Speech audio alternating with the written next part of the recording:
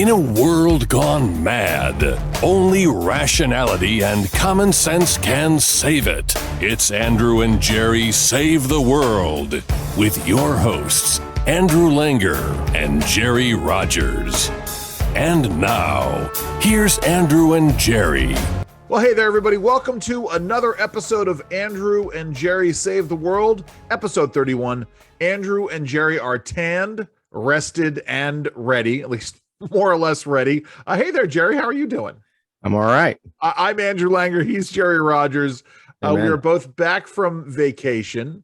But before we get started, I want to thank you all. We've had some really great download numbers for the last several episodes. So thank you all for that. Please tell your friends, tell your family members, tell your friends' family members, tell your enemies and your enemies' family members to go and listen to Andrew and Jerry Save the World or watch us on YouTube. Jerry, you had a good vacation, good break from the hustle and bustle of DC. Yes and no. I mean, you don't really get a break, right? You know, recently I posted a piece over at Real Clear Health about how Americans are more stressed out now than ever, even comparing to historical times like the Great Depression, World War II, the height of the Civil Rights movement.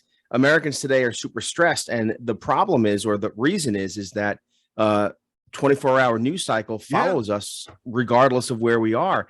Even this morning, I'm reading about the president's illegal, reckless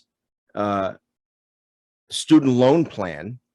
And I am just struck by how so many people are ill-informed and they think this is a good thing, and the rest of it, not understanding that, the inflationary pressure, what this will do to college costs moving forward.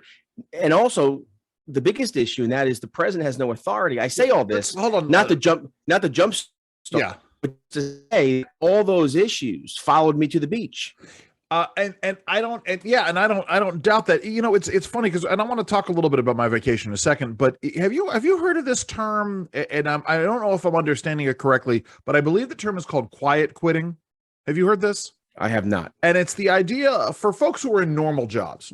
I'll admit this, Jerry and I are not in normal jobs. We have multiple gigs, and these multiple gigs take up ever increasing amounts of our time. But it's folks who are in sort of your normal corporate gigs who are also on call 24/7, and they throw up their hands and they say, you know something, forget it. When I'm not in the office, I'm not in the office. I am not reachable. I'm putting down my cell phone. I'm no longer at a point where I'm going to say, hey, I'm in some place where I have intermittent, internet service. I'm just going to say, hey, I'm on vacation. I'm not going to answer any calls while I'm gone. And I guess this term is being called quiet quitting, as opposed to people just sort of taking control over their lives. It sounds very European to me. Eric and I went to Germany years ago, and I was amazed at how many stores closed down at the height of what should be shopping. Yes. And it was, they were at lunch or they were doing whatever. And I thought the Spanish siesta. Yeah, but the English tea break. And it bothers me, because I'm on call, because there might be a news event happening or whatever. When I try to reach someone and I get the I'm sorry, I'm on vacation email back, I'm like, are you kidding me? You have text, you have email, you have all these things. I think part of this, Jerry, part of your stress is, is that you need to be able to shut down. We chose this lifestyle. That's like saying, Andrew, celebrities want to be left alone. They don't. You entered the field. I think that's something. Yeah, I guess I think that's something a little bit different. But I think, Jerry, the reality is, you're right. It's a lifestyle that we've chosen, but it pains me. It hurts me that you were not able to go and relax on your vacation. Oh, I relaxed. I had fun. But however, again, you and I chose to be in the ideas factory. Yeah, this is our choice. I could go sell umbrellas on the beach somewhere if I want to. No. But something. I've been in situations. I've had vacations, if not outright ruined, come close to ruining because I couldn't leave DC behind me. My wife and I did a trip for our 40th birthdays, and it was right after I'd been ambushed by a New York Times reporter who was doing a hit piece on me and Institute for Liberty. And hi, Charlie. And here, come on up, buddy. And as we say this, I got a dog who's very needy today. And I spent the entire vacation, every day I would spend a little bit of time checking emails or checking the internet to see if this hit piece had come out. And it didn't. It didn't actually come out until a couple of weeks after the vacation was over. Listen, I disconnected, largely while I was on vacation. I felt the need to. We had a lot that was going on. It was the last vacation before Abigail was going off to college. And the only thing even remotely work related, I don't want to say this because I do want to get into the meat and potatoes of what we're talking about today. We had a lovely, lovely dinner. I know I mentioned this to you, Jerry. The only way I didn't get disconnected, by the way, was that I did call Jerry 3 times and texted him. Let me just say this too, and this is not a pushback or a brushback pitch to you, but I find that the only people who can disconnect are folks who are just independently wealthy, or have gigs that allow them to. If I shut off totally, I lose clients. No, I lose money. I can't pay for a vacation. I understand this, Jerry, but it is about choices. And anyway, again. And the left, I tell you what, the left doesn't shut down on vacation. I mean, that's that's because Jerry, that's because their vacations are all about their own wokeness. But my point is, we had a lovely dinner one night with Julian Morris and Kendra Okonski. Kendra, who used to work with us at the Competitive Enterprise Institute. Julian, who did some work with CEI, but then Kendra and Julian went and took over the International Policy Network at one point in time. And so I want to do a shout out to Kendra and Julian. Again, tell you what, Jerry, because you wanted to tee this up and we got to get into this. Let's go to Ripped from the Headlines. Ripped from the Headlines. So there is a lot to talk about in the headlines, but of course the most important issue is this issue of the student loan forgiveness debacle, the transfer of wealth that the President of the United States announced yesterday. And interestingly enough, right, Jerry, we have both the Washington Post and the Wall Street Journal on the same page in writing headlines that were not the same, but at least coming from the same perspective, both of them saying that this was a bad move on the part of the President of the United States.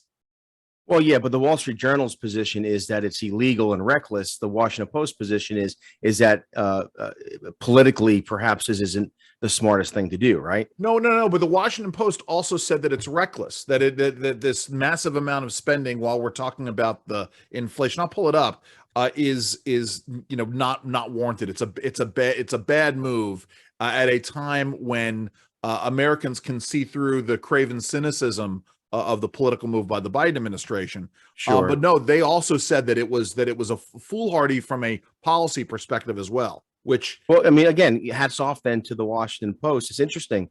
The Post then has 2 good pieces today, and this is somewhat connected. The midterms, there were some midterm primaries rather this past Tuesday. And there was, of course, this race up in New York, New York's 19th congressional district, where the Republican lost, and he lost by 1.5%, 2%, where Biden had won by 1.5%, 2%. And everyone is saying this is a bellwether.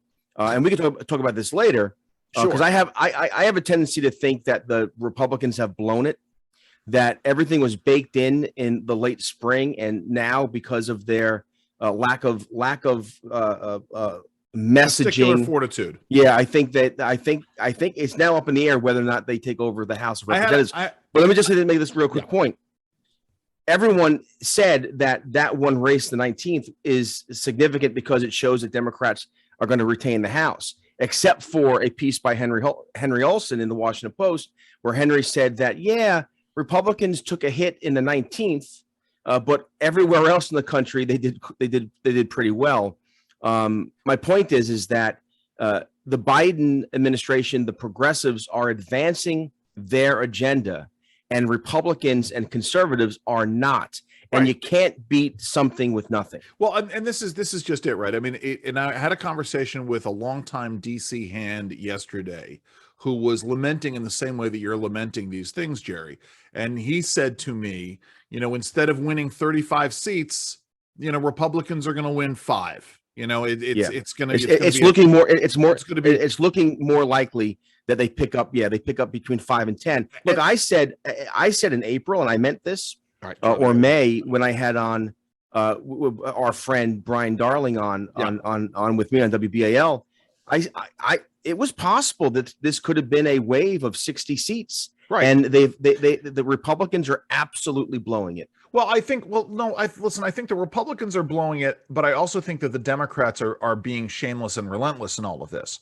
And it's part of the reason why I've said, and I want to play this clip in a second from Nancy Pelosi from back in April. This is one of those areas in which the Democrats or the progressives having control of the media. This is part of what's playing all of this out. And the Democrats have played America like a fiddle. I mean, it really is amazing here. So part of this to me, this student loan forgiveness or the wealth transfer, however we want to call it. Part of this is about, it's about giving a Lulu to a bunch of folks in Generation Z.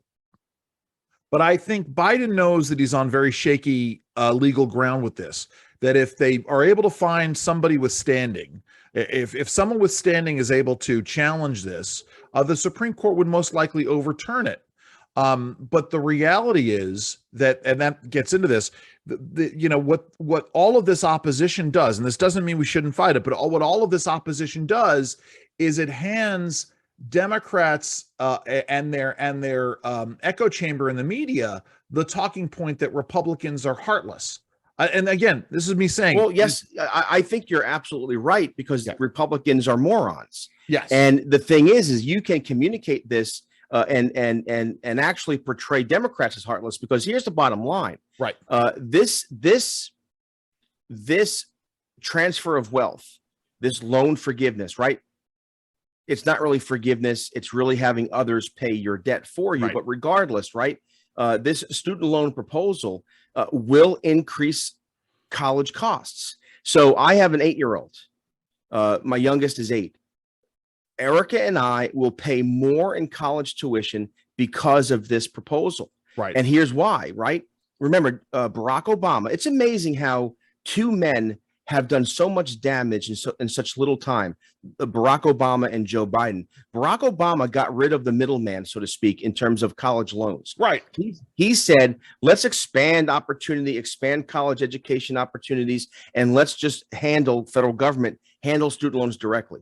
And since Obama allowed the feds to take over student loans, college costs have gone up 60%. Yeah. Right. So college inflation is massive, and it's because of the student loan program. Now, now Joe Biden comes along and says we're going to forgive $10,000 to $20,000. Well, again, what's that going to do to college costs? It's going to raise college costs in the future. That's exactly it. I had a conversation with Inez Stepman yesterday from the Independent Women's Forum on the air. We were talking about this issue. You go back and you look at the data, and yes, the federal takeover of student loans has a huge impact on all of this. But the reality is that since 1985, the cost of college has somewhere between tripled and quadrupled, and it far outstrips anything else in terms of inflation. I graduated from University College, from Fordham University in 1991, and my last year at Fordham, I was paying $15,000 tuition plus room plus the food program, everything all told was $15,000. Yeah. Today Fordham is closer to $80,000. It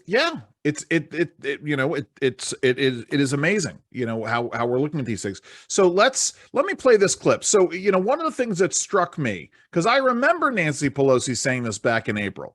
Nancy Pelosi said the following, and I have this up for those of you who are watching the show. It is a contrast from town hall between what Nancy Pelosi said in April and what Nancy Pelosi said yesterday in a tweet. Here's what she had to say. People think that the President of the United States has the power for debt forgiveness. He does not. He can postpone, he can delay, but he does not have that power. That has to be an act of Congress. And so that's Nancy Pelosi back in April, and then she tweets out yesterday, POTUS bold action is a strong step in Democrats' fight to expand access. I love this, to expand access to higher education. By delivering historic targeted student debt relief to millions of borrowers, more working families will be able to meet their kitchen table needs as they recover from the pandemic. I mean, so much wrong in that tweet, Jerry. But let's start with the idea. Let me stop the share here. And just so a lot of our listeners might not even know. Here's the bottom line. The bottom line is that if you applied for a loan prior to June 30th of this year, you are eligible. If you applied for a student loan after June 30th of this year, you're not eligible. If you're going to college next year or the year after, you're not eligible. Also, if your parents took out these loans, they may not be eligible. My point is that this is really geared towards graduate school loans, and the bottom line is that it's $125,000 individual, but it's $250,000, $250,000. So my point is, this is not relief for the poor. This is like you said at the beginning of the show. This is a political attempt to win votes from Generation Z, or millennials. I wouldn't even say millennials, because I think millennials are roundly a lot of those millennials are so far along in having their loans paid for, and they've paid so much into them. It also is this too. This isn't going to happen prior to the November elections. And you're right. This is on its face illegal. The president has zero authority. Essentially, what the president did was he's using the fact that we have a COVID health emergency as a legal means to declare this executive order. If it's challenged, it will be struck down. I predict unanimously by the Supreme Court. By the way, I don't think it'll be unanimous. But this is the other part of it. It ought to be. Yeah, it ought to be. But this is the other part of it, right? Again, getting into what I'm calling this rope-a-dope. And again, it doesn't mean you shouldn't challenge this. But right, the Supreme Court is going to strike this down. So, and it's going to be maybe, listen, as I said, it could be 9-0, but let's say it's 6-3 again. What was that? A year from now. A year from now. But my point is, right? So it's a year from now. So we're in 2025, or I'm sorry, we're in 2023. We're about to go into 2024, the full election cycle. The primaries are going to heat up, and the Democrats are going to use the Supreme Court striking down this move, the student loan forgiveness. They're going to use it as part of their election. Whoever runs, if it's anyway. So go ahead. But for me, the bottom line is this, because I've had conversations about this, and there are very good people who are like, wow, this is a big help, $10,000, and there's a lot of misinformation. The bottom line for our listeners is this: number one, it's not legal. Number one. Number two, it is reckless in terms of inflation and in terms of college costs. This will make things worse for everyone moving forward. Well, okay. See, it's funny because I would reverse it. I would say it starts with the fact that on its face it's bad policy. I'm setting aside the questions of legality. Let's set aside that for a question for a moment. I agree with you, but it is bad policy for a lot of reasons. As you said, the inflationary issue. It sends the wrong signal to these colleges and universities, and it doesn't get at the root cause, right? It doesn't get at why college tuitions are so high, or why universities, institutions of higher education don't have a greater have more skin in the game. One of the things I've been talking about is, we we're the United States of America. Are we? The most, yes, we are the most entrepreneurial nation on the planet, or at least we're supposed to be. We have incredibly creative people. Now, of course, we have spent the last 10 years beating up on for-profit education. Set that aside as well for a moment. But the reality is that we in the same way that we have well, actually, it's the opposite. We have coupled employment and health insurance and when we should have decoupled employment and health insurance. We have, in the same way, set up a system in which we should be, and now I've lost my train of thought about the decoupling issue, where we are not getting creative in terms of the way these universities are thinking about how they are educating people.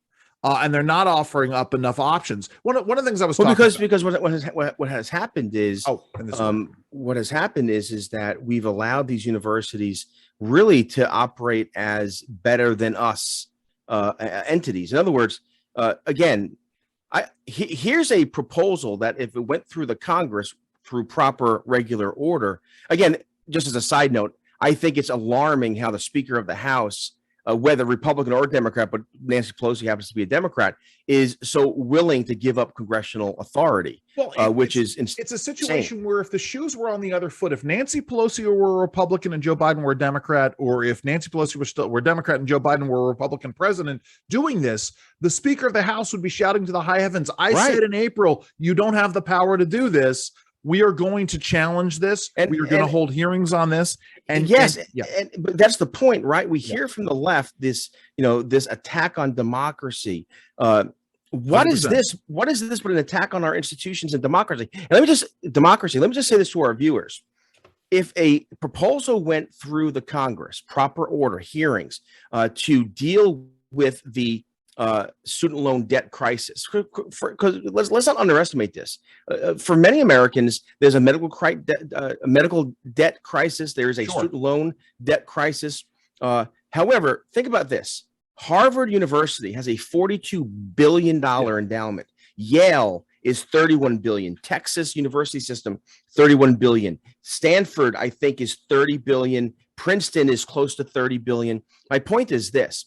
If you're going to do this, it's the universities that ratcheted up their tuitions because they knew easy money from student loans. And what they did was they went out and they were able to build up their endowments on the backs of these student loans. Right. So why not have a legislative agenda where there's hearings and witnesses to take parts of these endowments to pay down these debts? Well, and more to the point, right? There should be, to me, and this is where I was going with this, we need to have a system in which practical skills degrees are treated differently than academic skills degrees. And what do I mean by this? I mean, if someone goes to school and gets a computer science degree or gets an engineering degree, something a nursing degree, accounting, pre-med, exactly, something that where they can go out and find the job, that should be treated differently than schools that are producing, something. I didn't want to crap on the guy yesterday, but someone called in when I was in for Derek yesterday about he has a sociology degree, or someone who is getting a master's, and the phrase I use is underwater basket weaving, but I'm going to say it on these airwaves. If someone gets a master's degree or a doctorate in gender studies, gender equity studies, they're not getting that degree because they are going to go out into the real world and do something with that degree. There are very few jobs that are out there. Mostly they're getting this so they can become an academic and they can indoctrinate other people as to gender studies, gender equity studies, what have you. And the problem, of course, Jerry, as you know, is that there are very few academic positions, and we are producing an ever-increasing number of PhDs for professorships that simply don't exist. And this goes to the root of the problem. And universities have to take the phrase that was given to us by our good friend Marty, the educational industrial complex needs to take some ownership of this situation. To me, that's where the endowments come in, right? The idea that if you are producing people who are only trained to become academics and they can't find academic jobs, and you're not doing enough to help them find those academic jobs, then you should be on the hook for their student loans because you have sold them a bill of goods. But in order to do that, though, it shouldn't be by the waving of the hand of the president. This should be again, democracy should be deliberate. At least American democracy, Republican democracy needs to be deliberate. And unfortunately, again, since Barack Obama's "I have a phone and a pen," what we have here, and again, I think this is very interesting, how the left keeps on attacking the right, the disorganized right, for voter suppression, attacks on normalcy, attacks on democracy, attacks on our institutions, when at the reality, they are doing it. Right. It's the left. This is authoritarian. Look, I get why someone who is fearful, has anxiety over their debt. I understand that. And I might want to erase their debt, but it doesn't mean that the government should come in, because if the government could do good things, alleged good things, by the wave of someone's hand, they could eventually do bad things in the same manner. This gets into some of the I'm not saying this is a good thing. This gets into some of the early executive orders that the Trump administration put in, right? Which was the greater transparency and accountability in how prosecutions were being handled. And I don't mean prosecutions, but administrative actions against people. The idea that federal agencies can use their regulatory powers to go after and effectively prosecute somebody. It's not a prosecution in the strict sense of the word, but they needed greater transparency and accountability. Hold on, Jerry. I want to go back to something that you said, and it gets back to the hat that you wear as editor of Real Clear Health. And it's something I should have talked about yesterday and I didn't, but I want to talk about now, which is, we talk about debt and we talk about anxiety over debt. And you talked about medical debt earlier. Yeah. And we can't gloss over this because, again, unlike housing debt, and unlike education debt, medical debt is usually not voluntary. It's not something that you choose to go after. And because there is no free market in healthcare, and because emergency healthcare is done in a way where it really puts a customer, and I don't like using that term in this situation, it puts a customer at a disadvantage. They can't necessarily make informed choices, right? You go into a hospital, you are at the mercy of however, depending on what your insurance is. Right. And depending on whether or not that hospital takes your insurance and what level of coverage. So if we're talking about, and whether or not there are certificate of need laws, right? That stupidity of this White House. And more to the point, this is the stupidity of the Republicans in not pushing back on the stupidity of the White House. Because one of the talking points that Republicans should use is, something, if you're going to do this, and you're going to go as a sop to Generation X or Generation Z or the Gen Z, right? You're trying to shore up the Gen Z vote, who are probably going to come out and vote for you anyway. But you're pissing off the boomers and the millennials, et cetera. What you should have done was gone after, and this is and in fact, Republicans should be saying this. If we take over Congress, and if we win the presidency in 2024, we are going to hold hearings on trying to find ways to relieve medical debt, because medical debt isn't voluntary and medical debt is a crisis in America. And also, again, for our listeners, medical debt is often, just like Andrew pointed out, remember, there are hospital systems that exist without competition because of these certificate of need laws. In other words, so there's one hospital system or one provider system. Others want to come in and offer services and patient access, but because of these certificate of need laws, i.e., those who are currently in the market can essentially veto new entries. In many states, in many counties, we don't have competition, which is why healthcare costs are artificially high. Yeah, competition is in a free marketplace for medical services and medical devices, right, which is different than medical insurance, is the only way to bring down the actual cost of medical care in America. Think about this. Hold on. And there's another part of this, Jerry. Actually, think about this and then come back to the other part. Think about this. We needed new tires on on one of our cars, and what I did was I went on the internet, shopped around places, and I got the best deal. I went to the most convenient, best quality, lower priced option. That's what I did. Sure. Now think about this in healthcare. Forget emergency services, forget going to the hospital, but just checkups and flu shots or getting a test for strep. Do you ever call around? No. Well, hey, I mean, how much do you? Years ago, not that long ago, Erica was going in for a procedure, and our insurance didn't cover it. Yes. And so I said, okay, don't worry about it. What's the cash cost? I'll just pay for it. And do you know that the physician's office could not give me the cost of it? Yeah. Well, we don't know the answer to that question. What do you mean? Because you don't know the answer. Ever done it before. Well, it depends on what your insurance will allocate. Well, our insurance doesn't cover it, but I'll pay cash. Well, sorry, Mr. Rogers, we can't. Right. We don't have an answer for you. I got a question for you on this. I want to digress for a second. This is a fun little thought exercise for you, Jerry Rogers. So you have a choice, Jerry.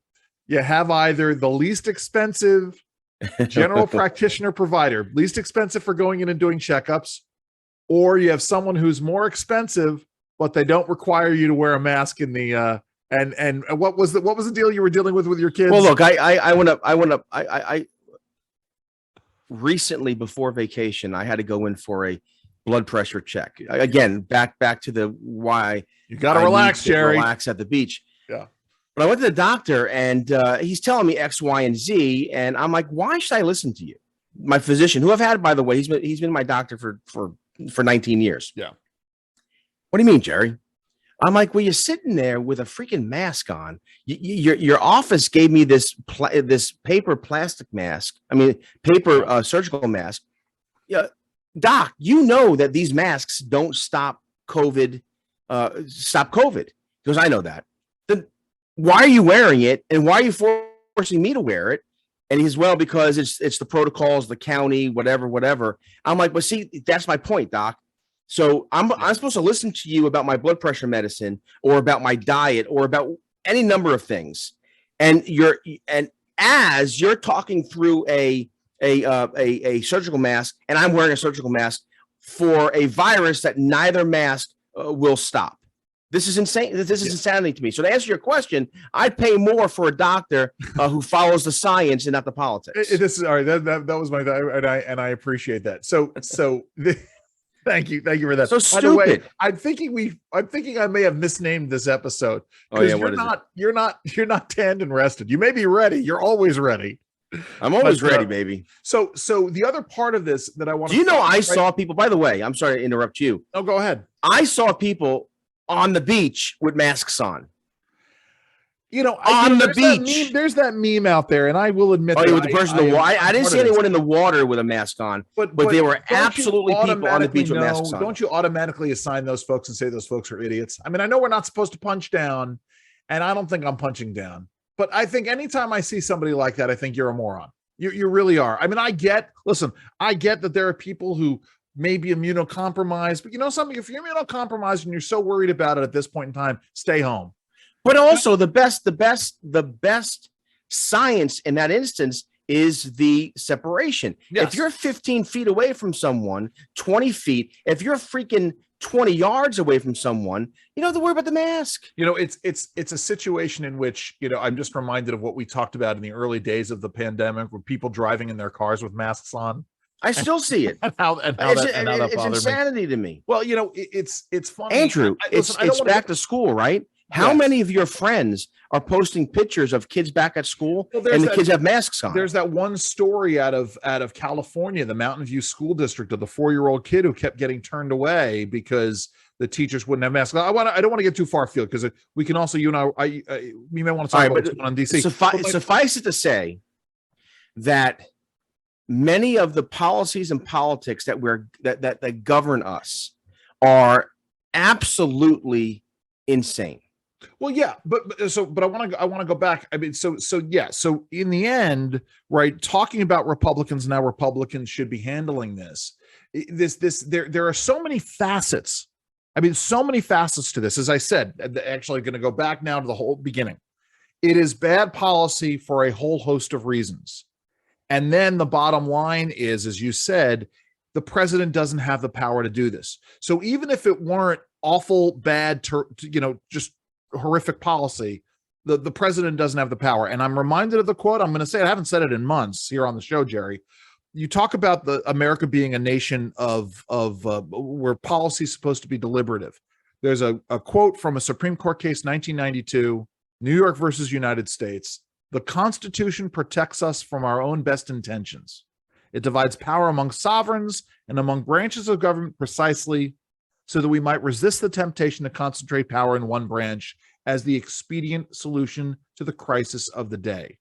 Now, I would love to get that tattooed on every member of Congress and every administration official's forehead. In fact, you know something, Jerry, when I'm president, if I were king for a day, if I were president for a day, my first executive order would be to put that quote up, mandate that quote is up in every office of the federal government.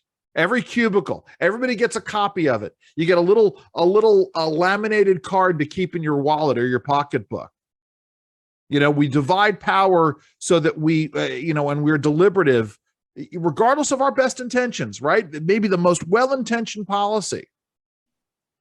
But the Constitution protects us because we don't want to concentrate power somewhere because it can be abused. Right. As Jerry said at the beginning of the show, right? The president has this power to wave a pen and interfere with millions of contracts between a student loan borrower and the student loan lender. Then the president has powers to do just about anything he or she wants. Go ahead. Well, a couple of things. Number one, again, there still does need to be some kind of solution, policy solution, societal solution to the education crisis that we're in. Right. We have a higher education crisis. We also have a high school and grammar school, middle school education crisis where we are not teaching history, we're not teaching science, we're not teaching English literature, we're not teaching people to read. It is, again, 80% of the children who graduate out of Baltimore City Public Schools can't read or do basic math. Right. You can't do. This is one school system, and that's not just. This is public schools across the country. Yes, there was one school system, and I don't remember where it was, where no students passed the fourth grade math skills test.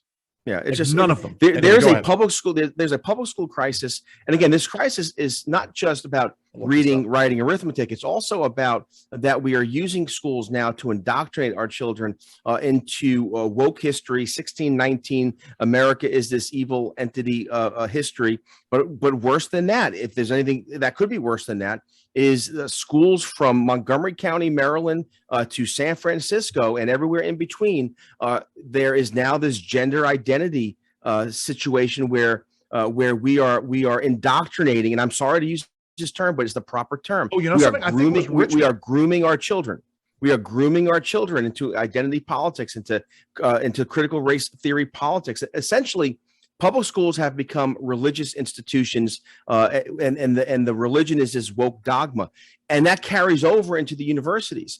Here's what we need to do to fix education on both the grammar school, high school, but also higher education. Number one, universal choice and competition for students. Any public school, any school that serves the public is a public school, and the money should follow the child. That'll solve our problems on the grammar school, high school level. Then in terms of the higher education, here's the fix, and that is put the middleman back into the student loan business, but make the middleman the universities themselves. So in other words, if I want to go to Fordham University and I can't afford it, I take a loan out from Fordham University, and then I pay Fordham University back. This would begin to level prices off, right? Because it's not free money; it's money the university is putting out in the hopes of getting it back with some interest. So this would mean that we wouldn't see crazy college university inflation. Right. If you want to go to Harvard, Harvard has a $42 billion endowment. We'll take the loan from Harvard. That's one of the things that I love. One of the best hot takes yesterday, and it wasn't Ilya Shapiro, though. I think he retweeted it. Maybe it was Ilya Shapiro who tweeted this out. Former podcast guest Ilya Shapiro, that Lawrence Tribe tweeted out, in support. Lawrence Tribe was a very famous legal scholar. He teaches at Harvard Law School, and he tweeted out how pleased he was for so many of his former students that they were now going to get debt relief. And Ilya Shapiro tweeted out, yeah, because that's what this is all about, is relieving the debt of Harvard law graduates. I know it's the elites that are out there. I like that, Jerry, because what it does is, you're right. It shifts the burden. It enforces some kind of fiscal discipline on these universities, but it also will encourage them to think outside the box in terms of how they offer up majors and how they offer up degrees. If you're offering loans to a student, you want to see some kind of collateral. So if you're taking a loan out for gender studies, well, then, hey, we might have to charge you a higher interest rate. But Right. if you're taking a loan out to attend our nursing school, well, hey, we know that you'll be guaranteed a job after graduation. But also, there are a couple other things that are going on here, and it's good because there are things I wanted to talk about yesterday on the air that I couldn't get to, because there are other issues that are at work here. And one of the things I did talk about on the air was this idea of if you're a science student, if you're an engineering student, if you're a computer science student, if you're a biology major. Now, listen, I want my kids to get a broad-based education. I want my kids to take philosophy. I want my kids to take history. I want them to take English, right? I want them to get some grounding in these other areas, because I think it's important for folks who are in the sciences to have some kind of philosophical underpinning, right? Of course, of course. Yeah. But again, I have the ability to do that, right? I have, and again, I can say this, but there are other folks for whom they might not be able to afford to go and spend all of this time. They just want to go in there, get their computer science degree, or they just want to go and get their engineering degree. And yeah, I have a buddy of mine who did not go to university, didn't go to college, and he started his own carpet cleaning business. So when he was 18, 19 years old, he might have been on a crew for someone else's business, learned the business, took a loan out to buy his first truck, purchase his first equipment, whatever licensing fees and insurance fees, all these, regulatory burdens. He jumped through that, started out with one truck, now has several trucks, several crews himself, and again, has built a successful business. Now, he sacrificed. He could have gone to, to whatever Ramapo College, sure, and gotten a degree in English, but instead he decided differently. And this is the problem with this. I don't know what the number is, but it's remarkably, if you think about the vast majority of Americans do not have a college diploma. The vast majority of Americans work and save and are entrepreneur, like you said earlier in the program. This again, this is the government picking winners and losers. If you're someone who decided to open up a carpet cleaning business, or you went into plumbing, or you opened up a restaurant and you're a chef. My brother-in-law Dane is a chef. He did not go to university, but I tell you what, I spent part of my vacation with him. He is well-rounded and intelligent and has a skill that puts him in a major league compared to others, but yet he's sacrificed and he doesn't work. He doesn't get paid. Yes. So will the government come in now and help him out in some way? Again, winners and losers. Part of the problem here, though, is, to answer my own question, is eventually, don't you think the government is moving towards this place where it's enrolling everyone into this serf class, right? Where everyone eventually will need the government for something. Well, but keep in mind, right? It's this issue of dollars. This is the key thing here. Talking about sort of the insidious nature of all of this. because remember that there are things that are constitutional, right? The president doesn't have the power to waive with a stroke of the pen, to waive away this debt. The federal government can offer up grant monies to people, right? As long as it's appropriated, right? As long as Congress appropriates the money and the money is in a pot somewhere. Once you start accepting government dollars, then the government can put strings on those dollars, right? It's not just a question of picking winners and losers, but it gets to the old adage that a government that is large enough to give you everything is big enough to take it all away. Remember, yeah, right. that again, back in the 70s and into the 80s, the federal government tried to impose a 55-mile-an-hour speed limit on the nation, and several of the states challenged this.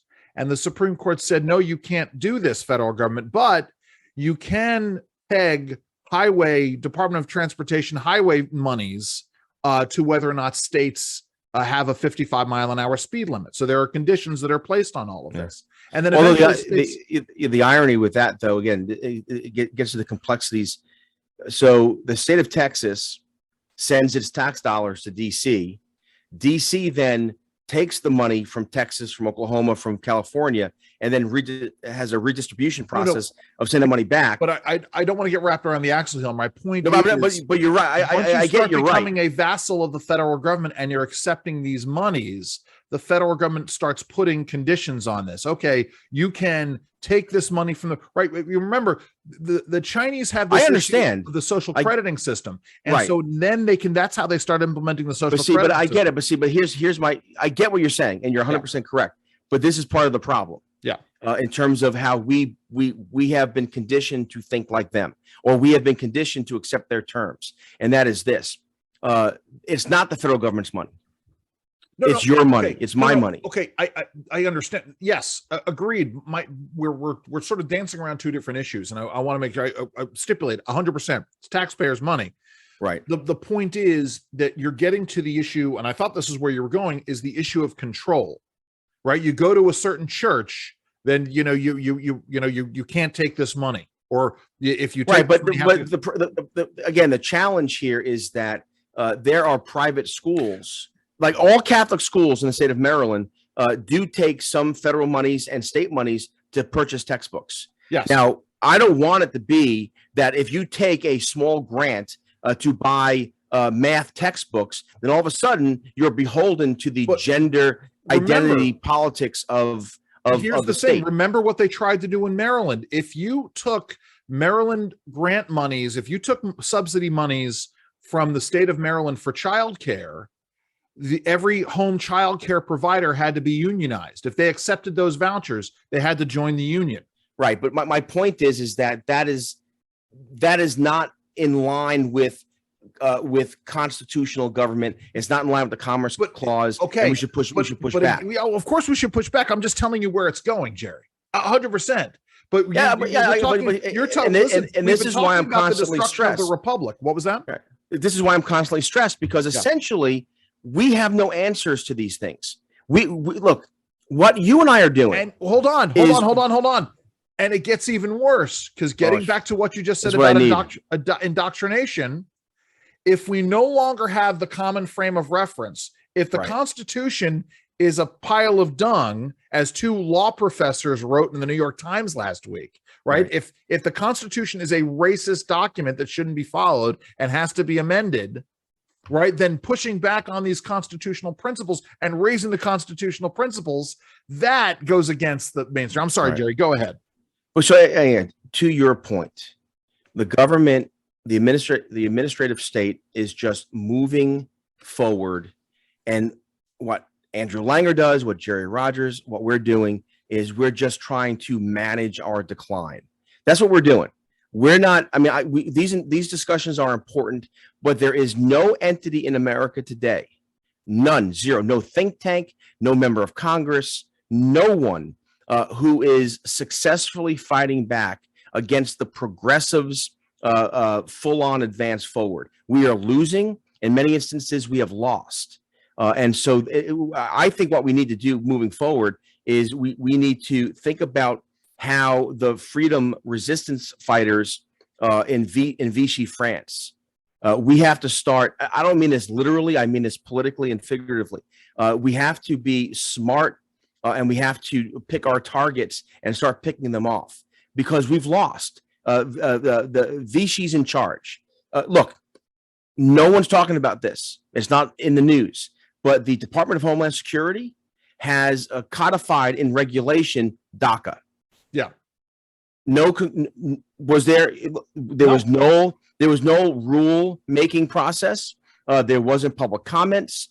It's not. It's my point is that they're doing what they want, and we're arguing over constitutional principles. It's interesting. I'll say this. But we have to argue. I mean, we have to make. Well, I mean, I don't know about argue, but I think we're discussing the constitutional principles because you have to. It's the only basis on which we can do this. But I'm sorry, go ahead. But it's but however, in this instance, it's like a Christian, a Bible believing Christian trying to convince a non-believer that the Bible is right. You just can't do it. Yeah. So there's a whole generation. We have lost at least a generation, maybe two generations of Americans who have no value or understanding of the Constitution, the rule of law, the very things. Look, Andrew, we literally have an invasion at our border. There was a report earlier today, that in a certain segment, a crossing in Texas, they are seeing in this one area, 3,000 illegal aliens cross every day, 3,000 every day in this one area. There is an invasion, and this is not to say that we don't want immigrants. The problem is that these migrants are coming here. They have no understanding of the Constitution, of our history. America is unique, exceptional in that anyone can be an American, but we all have to agree these shared values. Right. And what's happening is more than half of America no longer shares values with those Americans who still believe in the Constitution, American history, and these sort of. This is a problem. You talk about, there's talk on the right and the left of a coming American Civil War. It happened. It's already happened, and we've lost. We are now living in the Reconstruction America, and the progressives are the ones who are making the rules. So let's assume for a moment that all of that is correct. So what is the next step, Jerry? I mean, do we just let the republic? Do we let the republic die? No, of course not. Right? Yeah. What's the C.S. Lewis? I'll paraphrase C.S. Lewis. Right? Live your life as if Christ will return today, but prepare your life as if he won't come for 100 years. Yeah. So I'm in the 100-year battle. But here's what we do. I think that those of us. I'm going to take one step backward, take two steps forward. Here's what we do. Over at Real Clear Books and Culture, at which I am an editor, the lead today is a piece by Guy Shepard. And it's about the unbearables, i.e. Trump supporters. No, progressives, the unbearables, versus deplorables, Trump supporters. And how I don't want to be ruled by either group. Yeah, this is what you. And I think Andrew, you and I are in this third group. So what we need to do is we need to organize those who are not in the deplorable camp, not in the unbearable camp, and we need to offer a true enlightened third way. The problem is that there is no one at the national level to take this baton. Maybe it's DeSantis. I don't know. But do you think part of the problem is that in terms of the oxygen for such a movement, that you have two things that are going on. You have the grifter class, right? And then you have and this is this is a discussion. And folks, you're fortunate because this is not something that Jerry and I are play acting at, right? Jerry and I have not had this part of this discussion in a very long time, if we've had it at all. So this is a very organic discussion that Jerry and I are about to have here. So you have the grifter class, but then you also have the non-grifter, and I'm going to say it, the MAGA class, that are sucking the oxygen out of any of these discussions. So, and the problem, of course, is that if you are not marching lockstep with the MAGA class and the grifter class, then they are going to paint you as, what did you call it? What was the first category that the Guy Shepherd mentioned? The unbearables, which are the Bidens, the progressives. But I mean, I get your point. What I don't want to be painted as, hold on, I get you. Because the problem is that you've got, and I don't know, maybe you would consider David French. Maybe that's true. Maybe David French and Jonah Goldberg are now part of the grifter class. I don't know. They are. They absolutely are. Okay. So is Bill. So is Bill Kristol, and so is Michael Steele, and so are all of these. I am so, again, just to say this, it's hard for me to articulate how disappointed I am in men like Michael Steele, Bill Kristol, David French, Jonah Goldberg, and a slew of others, because, and I don't want to be so crass as to say that they're doing this just for resources that, to make a living. That might be part of it, but we all have to make a living. So I don't begrudge them that. But, Bill Kristol in particular, Bill Kristol tweeted out last week something like there are two political parties. One is crazy. One ignores the rule of law. One ignores the outcome of elections. And then there's the other. Right. And the immediate reaction was, he's right. There is, but he came to the opposite conclusion that I did. Go ahead. Right, but you see, there was a time when Bill Kristol knew better. Here's what I told. So my beautiful Bridget has a boyfriend, and he works for a Republican senator, and he's a establishment type Republican, and I respect that. And I told him yesterday, I said, the problem in our debate today, and this goes back to how we started this conversation about the unbearables versus the deplorables, there needs a third way. Not a third way like no labels or Larry Hogan or any of these. Larry Hogan is a tool of the left. What I mean is a Reagan-esque type movement, right? Getting back to American principles, moving forward on truth and on principles. But anyway, I was talking to him, Jack, his name is Jack. And I said, Jack, the problem today is that there are very few honest actors. Right. Like you said, there are the grifters, there are the deplorables, there are the unbearables. There are very few honest actors.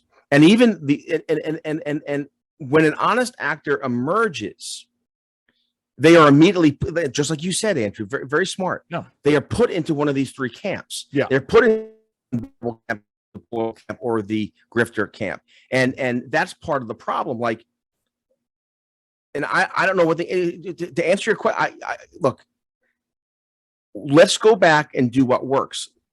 Yeah. When my wife and I are in spiritual or in a crisis, I always say to her, why don't we do what they did in the Bible? They prayed in the Bible. They gave thanks. They helped each other. Like, let's go back to first principles. I think the answer to your question, what do I think we should do? Yeah. I think we should go back to we should go back to what works and first principles. What worked in the 90s? What beat back? Wait, let me answer this question. Yeah. What beat back Hillary Care? Organization and clear messaging. Specifically, what was it? What was the organic start of that? It was the Wednesday meeting. I mean, people get exactly right. Exactly. There is no Wednesday meeting today that brings together the pragmatic, the principled, and doesn't exist. But part of the problem now is that you can't get these sort of disparate elements to sit down together. And it's always been our problem. No. But it's funny. One of the reasons why I raised my hand, I meant to say this earlier, just real quick, as an aside. As a total aside on everything.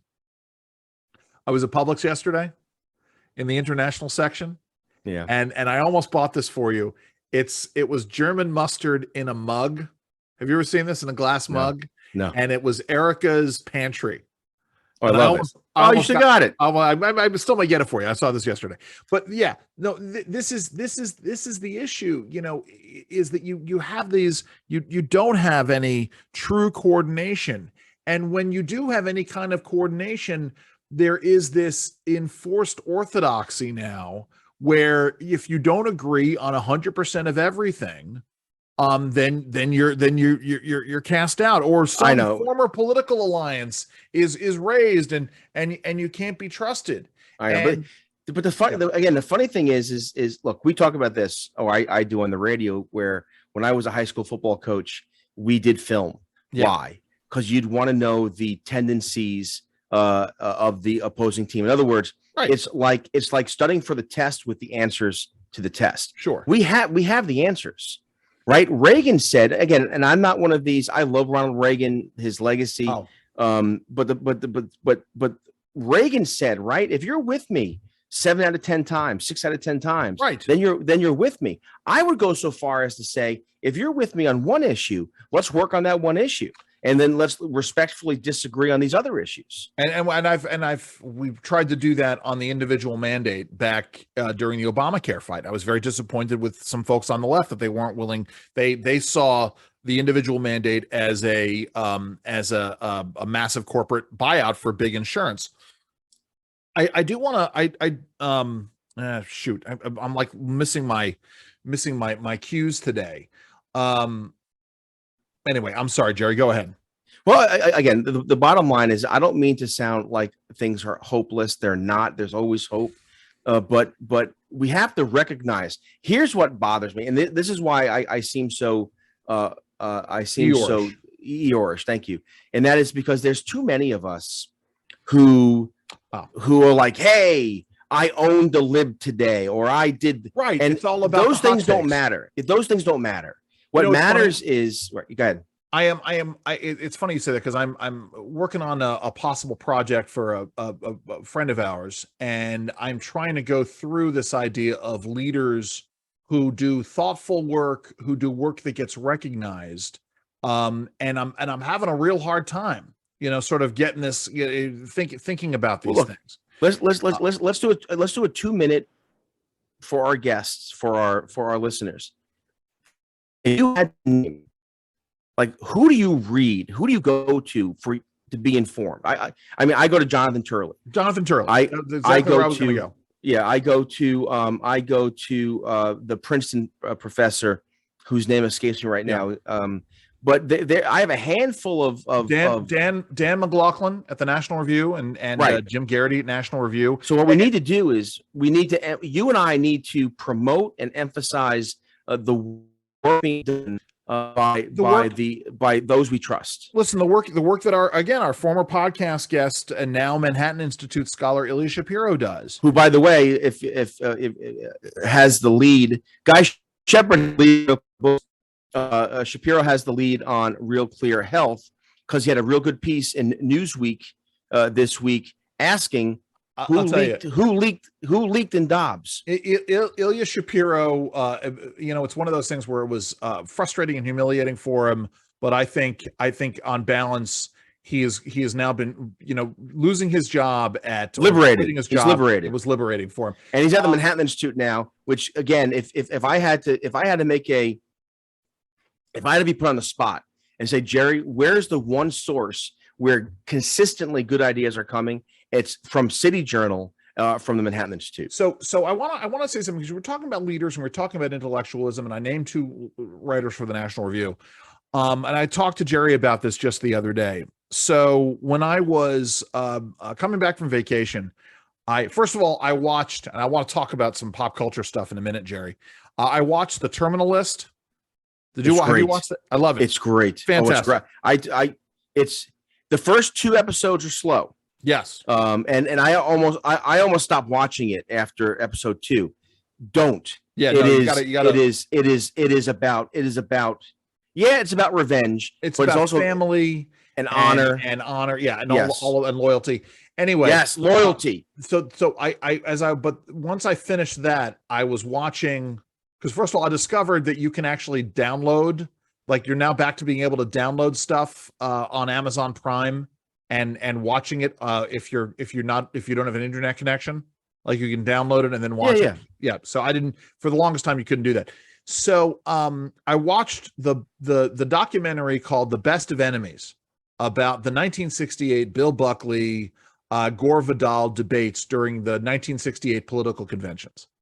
And it's a great documentary. I said to you, Jerry, offline, that they are, as you can imagine, a little bit more unfair to Bill Buckley. Sure. It's going to be a little bit biased towards Gore Vidal. Nevertheless, it's very good. It's very well done.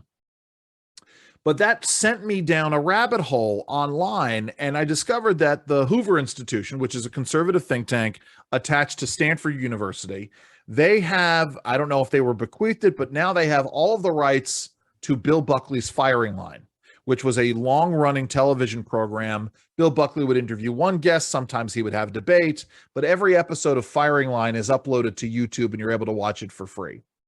And watching Reagan come on in 1980 and talk about gas prices and what we need to do about gas prices in America, or watching Margaret Thatcher. Here's something really interesting, Jerry, ginning off of our episode from last week in which we talked to the folks at the Libertarian Christian Institute. Yep. And you may have a better answer for this than I do. You know, we think about movements same way we think about college, you know, right? College really only exists for us for the time period of which we're on campus, and we think it's always going to be that way.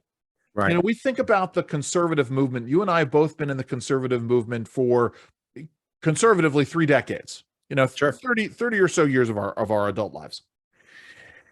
And we've spent a lot of time on this show talking about the small L libertarian movement and whether or not libertarians are worthwhile. Anyway, the point is, in the interview that Buckley and Thatcher do right before, I think it is, that Margaret Thatcher takes over as Prime Minister of Great Britain. So we're talking the mid 1970s. 79, yeah, 78. Yeah.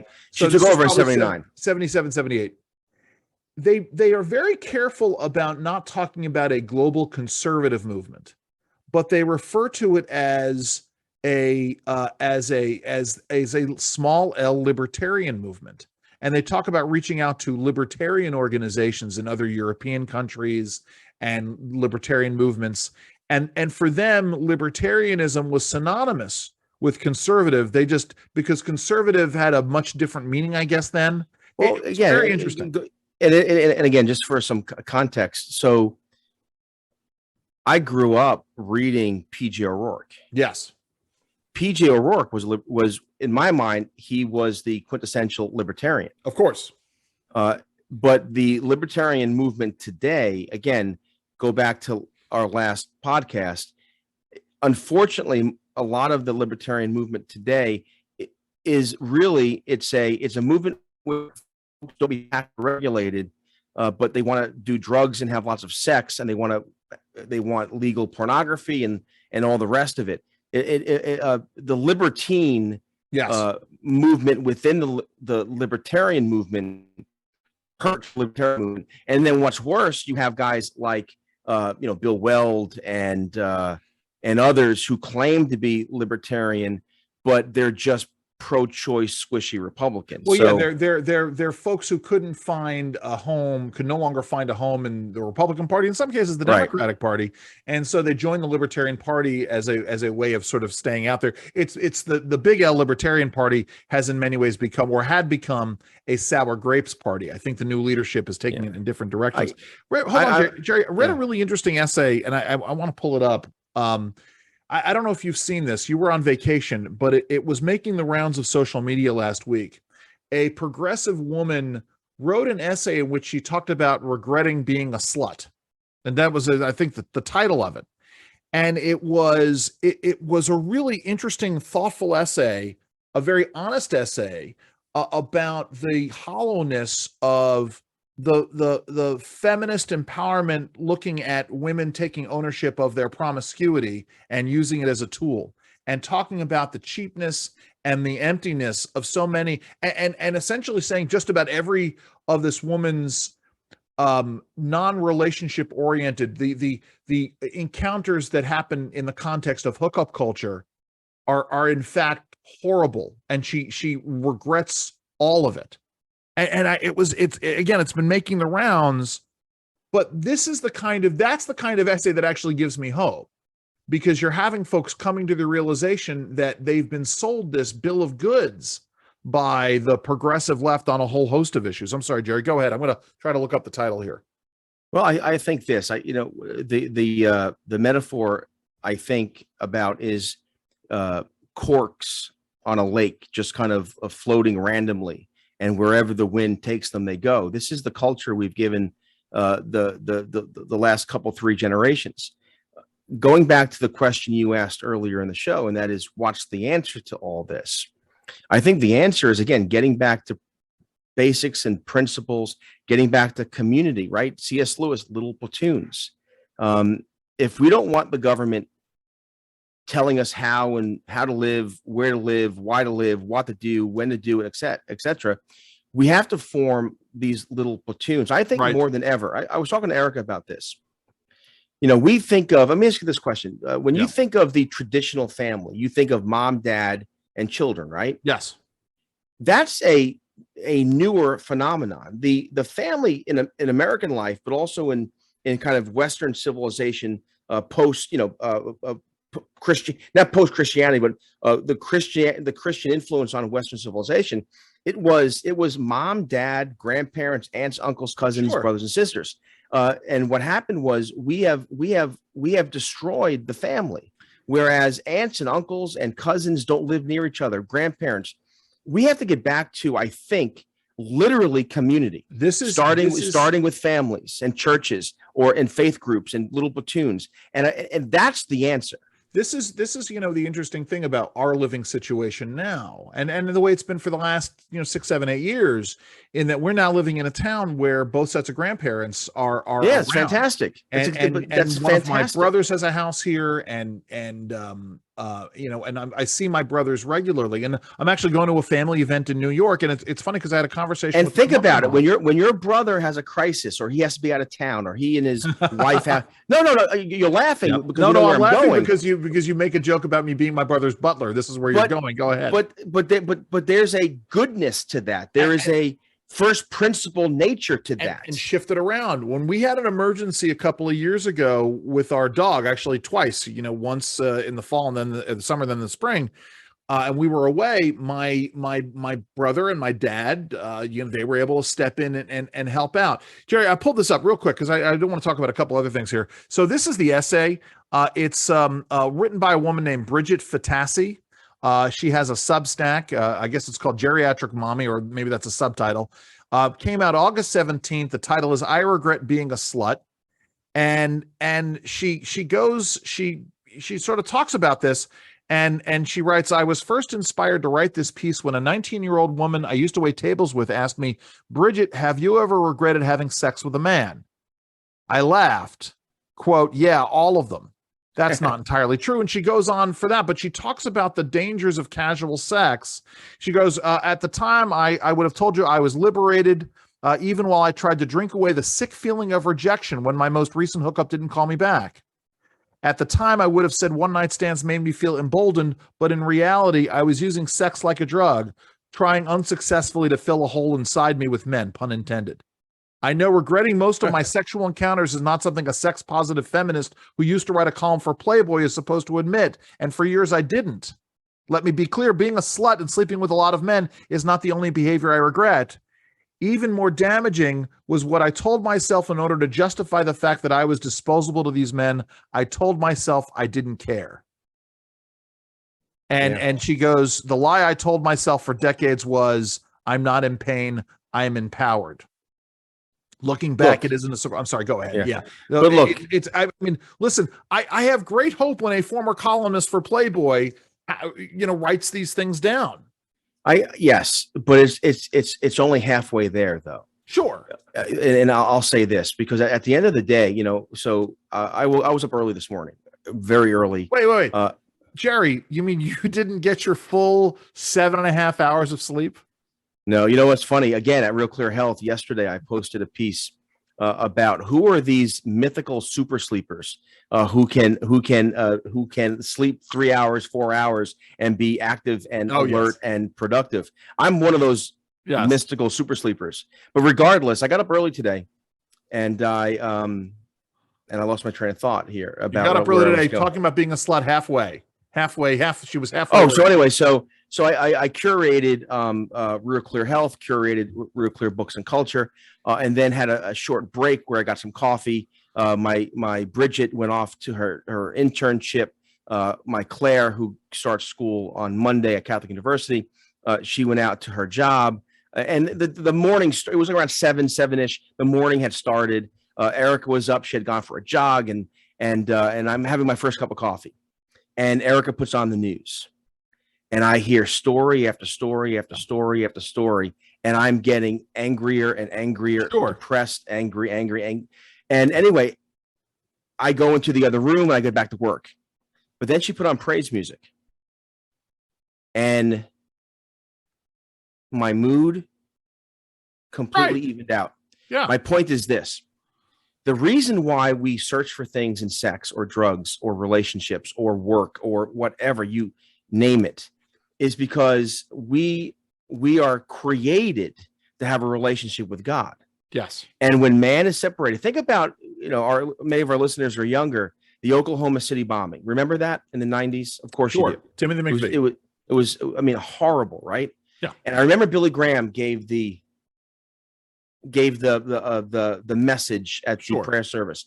And he said that mankind, humankind, separated from God, is capable of any evil. Yeah. And I think that, again, going back to what the answer is, back to these little platoons, I do think there needs to be a revival in America where faith and God take a more central role. Because essentially what the other side and why the other side is successful. Look, I told you earlier today, I have great respect for the progressive movement because they're so successful, because they believe it. They believe in climate change. They believe in critical race theory. They believe in gender identity. They believe in green energy. They believe in these things, and therefore they're winning. I think the only way to fight a false religion, a false dogma, is with a true religion and correct dogma, and that's our problem. Republicans, conservatives don't have the you said it yesterday to me over the phone. We don't have the courage of our convictions, and that's why we're losing. But that's the answer. If we want to be successful and win some battles and push and have a respite and have a reprieve, we need to have the strength, the courage of our convictions. Dude, I'm trying to find this thing, Jerry. It's a video I wanted to play for you, and I agree with you wholeheartedly, by the way. A video that I saw yesterday. Oh, I want to get your reaction to this. Let me see if I can find this. Of a situation in Portland. Something, I'll describe it if I can't find it, unfortunately. And I want to get your take on this. And then I want to talk to you about pop culture stuff for a second. All right. Oh, here it is. Wait a minute. It's right here. Oh, I'm so excited. There you go.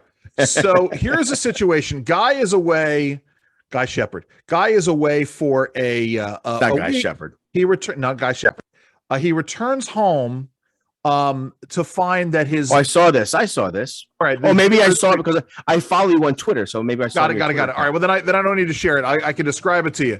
Let me pause this again. Well, no. So he goes away. He comes back and he finds that the street to his house has been blocked off in Portland, Oregon for some kind of bicycle fest.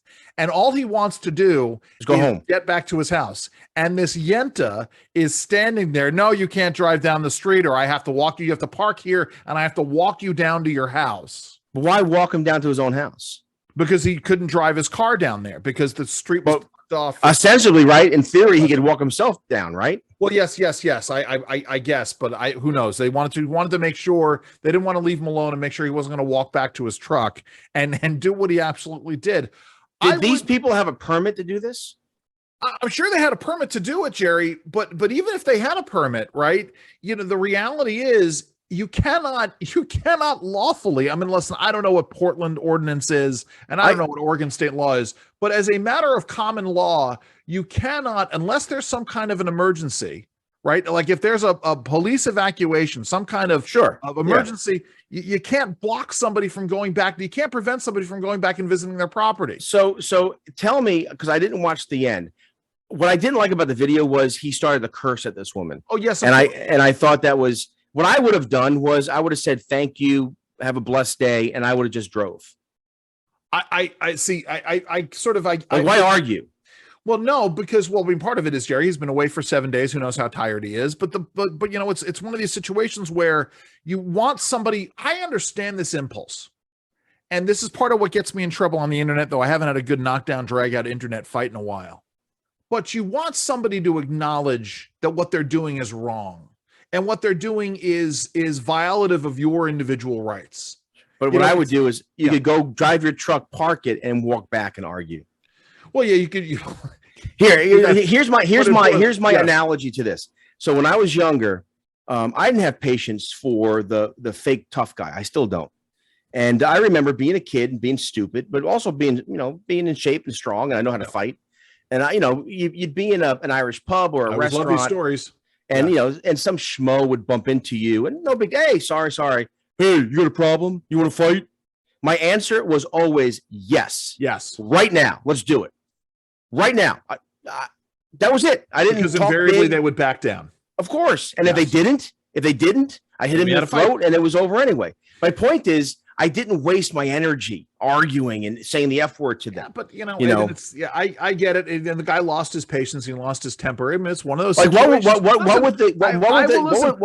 I get no, but your point. I'm stepping over your point. I apologize. No. The point is that you and I empathize with this person's frustration. Yes.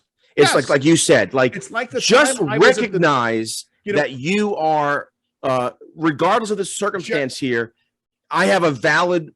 Jerry and I were valid how I feel. Jerry and I were had a conversation about the Maryland NVA yesterday. I won't get into the circumstances. Oh my goodness! But I didn't talk about this with you yesterday. But I'm reminded of a time back in 2003. I had just moved. Maybe I've been in Maryland for a year, but I hadn't transitioned over all of my documentation. And my wife and I went to the Landover, Maryland MVA, so right outside of FedEx Field. Yeah. And horrible area, by the way. Well, yes. And horrible. It just happened to be on the way home, and it was a situation. And I had to get finally get my Maryland driver's license, and they would not accept my military ID as a valid form of identification. Now, I'd been on the website and I looked at the website. Yeah. And military ID at the time was a valid form of identification. And Jerry, I argued with this guy because what I didn't want to do was have to go back to the DMV. And of course, in retrospect, why was I arguing with this guy? I mean, part of it was I was in my early 30s and I didn't know. But you wanted to make a point. I wanted him to say, and at one point I said, this is completely arbitrary. And he said, and I quote, yes, but it's arbitrary for this location. He didn't understand what the word arbitrary meant. I said, yes, that's my point. Hey, real quick. By the way, talking about the bar fight thing, I watched, they had a Clint Eastwood day on TCM the other day. Yeah. And they played Every Which Way But Loose. When I was younger, I love those movies. Yes. Right? Didn't you love those movies? I did, and it's one of those things where I hadn't seen. They haven't aged well. They haven't aged well, right? No. You know something? I think in certain ways it holds up. All right, good. It actually holds up. Well, you know what? It's funny you say that because you and I had a conversation about before Maverick came out. You and I had a conversation about Top Gun. Yes. And I said Top Gun didn't age well. And you're like, no, Jerry, it did. and then I took my family out. We had a family night out. We went to go see Top Gun Maverick. Came back, and my girls hadn't seen the original. So we watched the original, and they loved it. There you go. And so my point is, it does. Yeah, I'm sure you're right about this too. Speaking of which, by the way, 2 weeks from now, Labor Day weekend, Fathom Events, which is like they do special events in movie theaters. Yeah. That Labor Day weekend they're showing the 40th anniversary of Star Trek II: The Wrath of Khan. Oh, the best, of all the movies, Star Trek and Star Wars, the best one. I see. I prefer Star Trek 6, but that's a personal preference. Well, I get that, but I think in terms of just overall audience, that is the one that just. But I want to see Star Trek 2 on the big screen again. I think that would be an amazing. Have you logged any time with She-Wolf Attorney at Law, Jerry? She-Wolf? She-Hulk? No, She-Hulk Attorney at Law. No, it looks dumb. Is it good? I haven't watched it yet. Right here. So we're closing the show down. Yeah. So, again, this will alleviate some stress. So Terminal List, fantastic. Yes. Have you seen Reacher yet? Oh yeah, of course. Oh, Reacher, fantastic. Yeah. Have you watched The Bear yet? Have not watched The Bear yet. Want to watch The Bear. Excellent. Watch The Bear. We're watching The Old Man. We're almost done with The Old Man. And I'm finally watching The Old Man. That's Jeff Bridges and I haven't seen it. Harry and the Hendersons, whatever that guy. All right. John Lithgow. So I am watching slowly but surely The Irishman. I stayed up, watched that thing overnight once. I know you did, and I never got a chance to. I'm watching it. What's really interesting is you tried it before and stopped. There's a thing in there with with the Irishman killing Crazy Joe Gallo at Umberto's Clam House. Yes. Okay. Yes. So True story. you haven't watched The Offer yet, have you, on Paramount? No, I have The not. story of The Godfather. So at least in that Offer, and I'm sure they were taking artistic license, they claim that it was the mob guys who were affiliated, who were watching over The Godfather, that they're the ones that killed Crazy Joe Gallo. I understand that the Irishman probably did it. Frank Sheeran, is that his name? Yeah. Anyway, but the point is that the murder of Joe Colombo, or the shooting of Joe Colombo, is a plot point in both of them. We haven't watched She-Hulk. Waiting for Andor. There's a new. Oh, we watched the new HBO Game of Thrones thing. I have a Dragon. There's a review yesterday up at Real Clear Books, but also at National Review. Not a good review, and I agree with it. Here's what I'll watch the first episode. I watched bits and pieces. I can't get through the blue nature of it. The incest, the sex. I get that. But however, it does go. Here's what I think about the Game of Thrones, but also what's it called again? The Law of the Dragon. What is it? House of the Dragon. House of the Dragon. Yeah. And that is that the shock value for shock value, the over the top sex and the corruption. It's now, I think, unfortunately, this is now what our culture is. Here's what I think. I think it's a reflection of our culture. My problem is, I just think the people look weird. So do you like anime, by the way? No. So my kids, so two of my kids love anime, and so I watch only with Anime them. Bullock, otherwise known as Tina Turner. But go ahead. Well, anyway, so we were on vacation and we were in between the beach. Like we had to come back from the beach and we're getting reset and having some lunch, whatever. And the girls put on this anime thing, and I thought it was just horrible. But the characters were just over the top. And I'm like, I said, Matt, do you like this? She's like, well, Dad, the dialogue stinks, and yeah, it's there's too many pauses and the rest of it. But she said, look at these characters.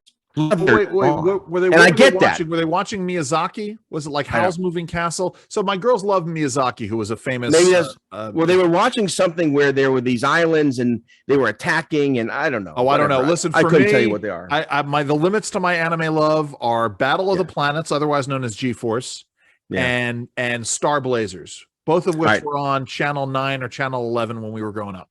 Let me say this in terms of our culture. Yeah.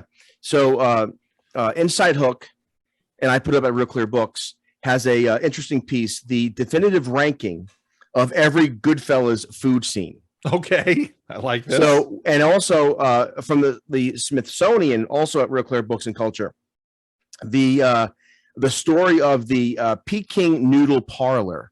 It's the oldest, the first, still continuing. The first Chinese restaurant ever opened in America still exists today. Wait, can you guess where? I don't know. The Bronx. It's in no. It's in Montana. Oh, yeah, no, of course. No, and that's interesting you say that, Jerry, because I have a book on this, on the history of Chinese food in America, and I've read about this place. So Guys, I mentioned these two things to you because I've decided that part of Real Clear Books and Culture is I'm going to do every day where I edit, I'm going to do a foodie thing.